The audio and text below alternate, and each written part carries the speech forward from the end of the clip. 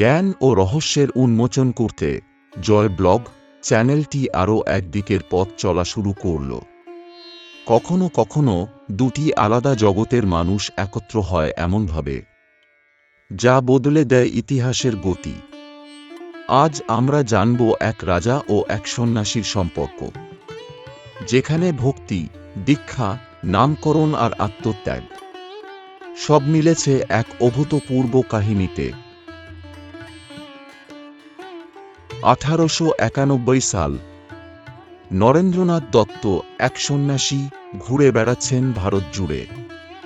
তখনও তিনি স্বামী বিবেকানন্দ নামে পরিচিত হননি।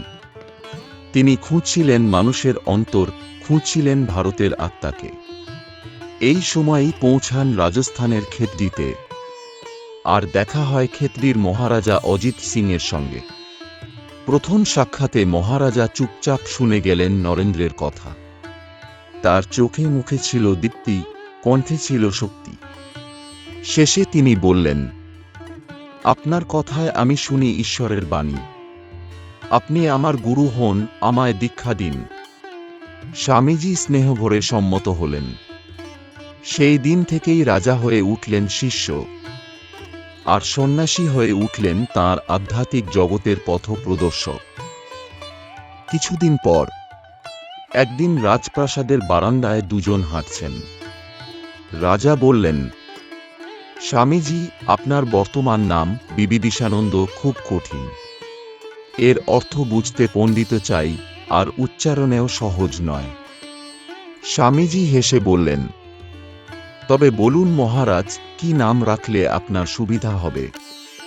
মহারাজা অজিত সিং উত্তর দিলেন, আপনার জন্য সবচেয়ে উপযুক্ত নাম হবে বিবেকানন্দ। জ্ঞান ও বিবেক যার মূল শক্তি। এই নামটি তখন থেকেই স্বামীজি নিজে ব্যবহার করতে শুরু করেন, আর এ নামেই আজ ইতিহাস তাঁকে চেনে। স্বামী বিবেকানন্দ। 1893 সাল। শিকাগোতে বিশ্বধর্ম মহাসভা। ভারতের হয়ে কথা বলার সুযোগ এল, কিন্তু বিদেশ যাত্রার খরচ, ভিসা, পাসপোর্ট। সেই মুহূর্তে এগিয়ে এলেন খেতড়ির মহারাজা অজিত সিং বাহাদুর।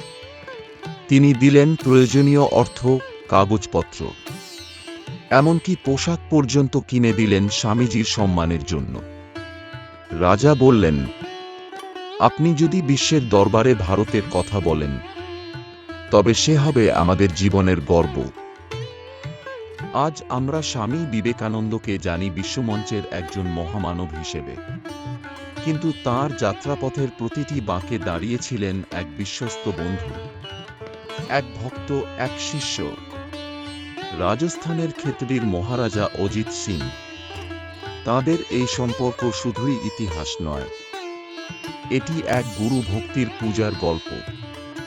এইরকম ঐতিহাসিক ও হৃদয় ছুঁয়ে যাওয়া গল্প জানতে হলে অবশ্যই সাবস্ক্রাইব করুন জ্ঞান ও রহস্যের দুনিয়ার এই চ্যানেলটি। ভিডিওটি ভালো লাগলে লাইক ও শেয়ার করুন। এইরকম আরও জ্ঞান ও অনুপ্রেরণায় ভরা কাহিনী নিয়ে আমরা আবার আসছি। ধন্যবাদ। জয় ব্লগ।